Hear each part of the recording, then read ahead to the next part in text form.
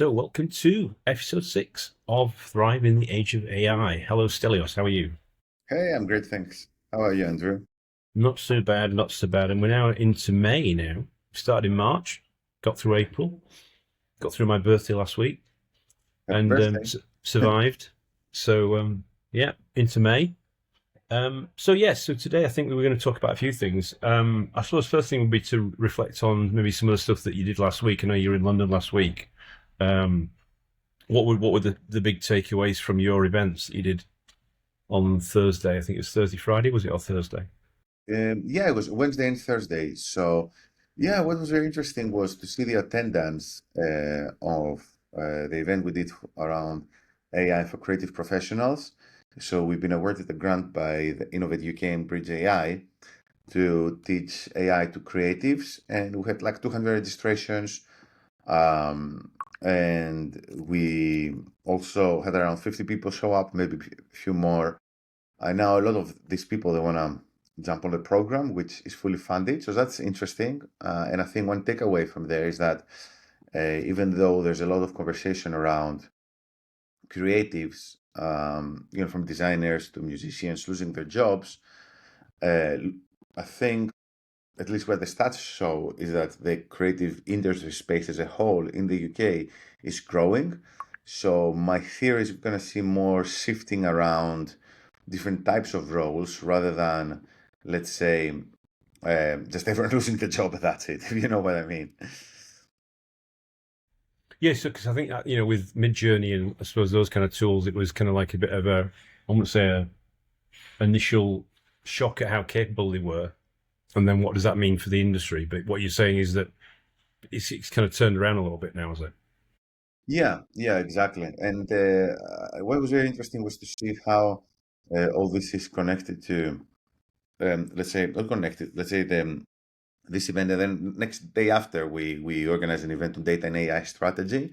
It was very interesting to see something similar, like professionals from many different types of industries, most of them quite senior, all of them talking about AI adoption and how they can best utilize data and AI. So I think there's interest all around in this area, but obviously, that's a given. But what is, I guess, more interesting is that professionals, whether we're talking about professionals focused on a specialized skill set, or whether we're talking about professionals that hold managerial positions, they care. They really care about, let's say, coaching and what's the best word, like guidance as to go about certain things. And for me, that's really interesting also because I've been in this space for a while, right? And with the previous, let's say, the previous boom in this area was around big data and data science and so on and so Machine forth. learning, yeah, yeah, Yeah, yeah. machine learning, and this was less accessible than AI. So I think that's a key difference, that AI is more accessible. And that being said, I believe that you had mentioned there are certain um, there's some stats you wanted to share about the usage of ChatGPT, right? Yeah, and I suppose, yeah. My take is it's also the segue to this thing about stats is that the there's a consumer element to it, isn't there? There's a consumer face to the AI, which there wasn't really with machine learning or big data. It was more of a kind of back end professional activity, but it wasn't Hmm. really accessible for the consumer. Yeah, I mean, I got some really interesting stats actually. This was published recently. Since November 2022, weekly users have gone from 1 million to 400 million in February. Quite incredible. That's per week. They're on a track to have 1 billion users per week by the end of 2025. And obviously, we're now in May 2025. Split is 64% male, 35% female.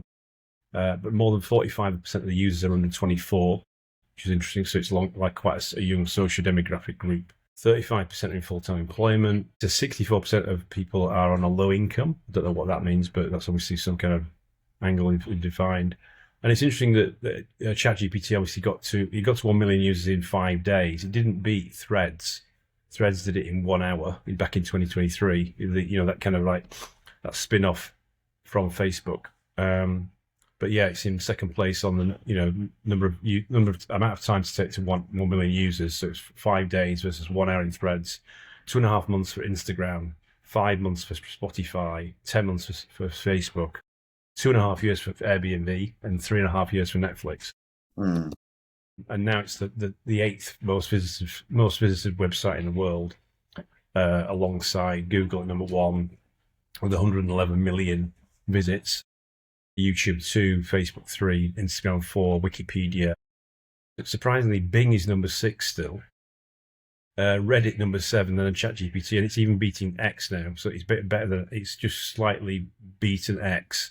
Yeah. ChatGPT. So and then you've got down to number 20, 19 Netflix, TikTok 16. So it's Amazon 13. So you've got some interesting stats there around adoption and also about the demographics of it. You wouldn't think that it's quite a high percentage. So 45% of its users are under 24. Mm-hmm. So it's really, it obviously says that 55% is over 24, but I suppose it's quite an interesting split. Yeah, and I think it's only, and what is interesting is that you also see people that, you said they're like on low income, whatever that means, and I'm wondering, is it more out of convenience? Is it more about they want to train themselves to improve in certain areas, or what is it, right? What is it? Well, maybe some stats to dig into, but that might be helpful for your Tesseract Academy, because obviously maybe there's a segment of people that could help. If we could actually identify those people, maybe they need to be upskilled. Maybe they're aware they need to be upskilled, so maybe you started to use the tool. So interesting stats. Yeah, So you said you ran this data and AI strategy event last Thursday. Yeah.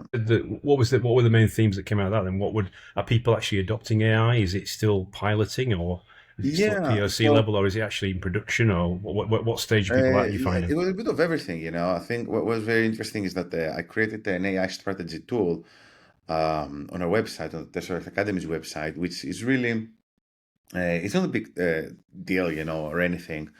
It's just that it's the first version. It's like a beta. No, it just look, all those tools, these questionnaires, it's just like it's like a checklist. So it just makes you aware of certain things that you need to take care of. And you're like, okay, so it's ABC. This is what I need to focus on, right? Perfect. So I asked the participants to fill it out, and it felt like, some of them have actually thought about some of those things through themselves. I'm like, that's really positive in a way. But, at the same time, there are others which are like at an earlier stage of. So it helps to give them some structure. Is that what you're saying? That was the kind of feedback. Exactly. And I'm actually show you, I think, something which a lot of people miss is, and that's if you had to do one thing around AI strategy, that would be it. It's split in two parts. And in the first part, we talk about what is your main focus, your main objective. And there are 3 core objectives that the company can pursue at any given time. And usually you have to choose one, at most 2. So defensive is around reducing costs, which when you hear conversations around AI taking jobs, things like that, this is what everyone's referring to. Offensive is around improving productivity and quality, as in doing more with less, or increasing efficiency in other areas. So this is not so much about reducing jobs, but it's like, what if we keep a small team but try to do more with AI? So moving forward, we hire agents instead of humans. And then it's the competitive differentiation through new products and services.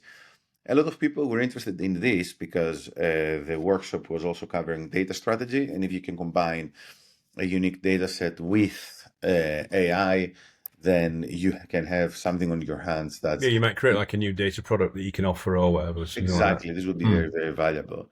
Then the rest of the questions, they concern things like data readiness, which, again, some of these things are like pretty common sense, or actually all of them, they're pretty much common sense. But not everyone is aware of these topics. Measuring success, like defining KPIs. Again, with technology, a lot of times we're taken over by FOMO and we not really put proper thought into what we're trying to achieve.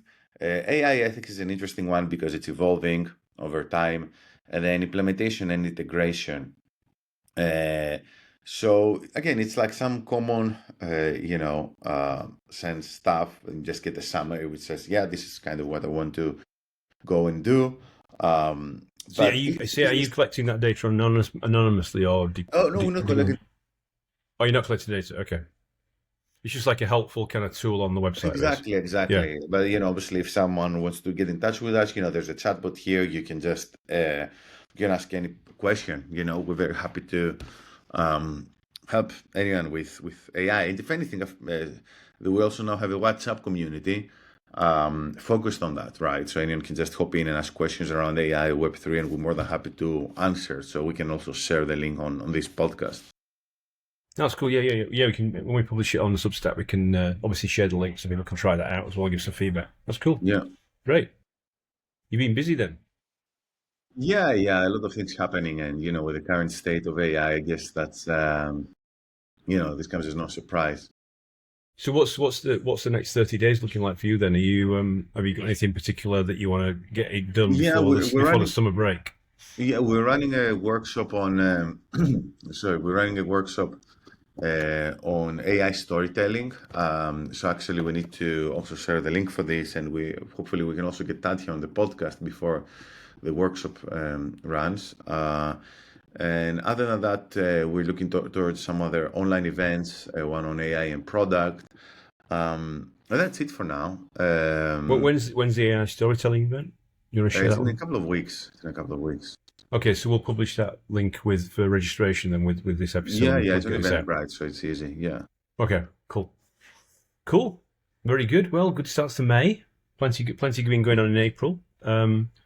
Just getting momentum, and let's see what we can do in May and get this AI storytelling stuff done. And what you said, AI with product as well. So how does that work? Yeah, it's like two. Like there's one on how you can use product management principles to design AI products. The other one is AI storytelling. It's like different speakers. Okay. Yeah. So it's around product management and engineering. Yeah. Yeah, but everything is around obviously AI. AIO. Yeah. Okay, great. Thanks very much, Stelios. That's been a good episode, and that was Andrew and Stelios. Tune in for the next episode. It's very shortly. We'll be publishing it, and check out the links for the registration for the events. See you soon. Ciao. Thanks. Bye-bye.